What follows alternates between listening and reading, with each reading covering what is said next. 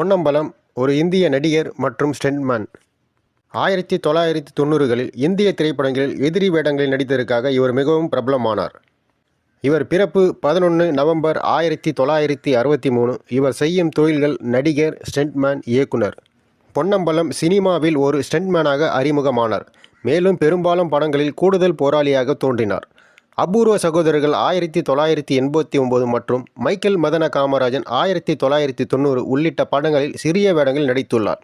ஸ்டண்ட்மேனாக அவரது திறமையின் விளைவாக பின்னர் அவரது உடலில் எந்த பகுதியும் காயமடைவோ அல்லது எலும்பு முறியடைவோ இல்லாததால் ஸ்பேர் பார்ட்ஸ் பொன்னம்பலம் என்று புனைப்பெயருடன் பெற்றார்.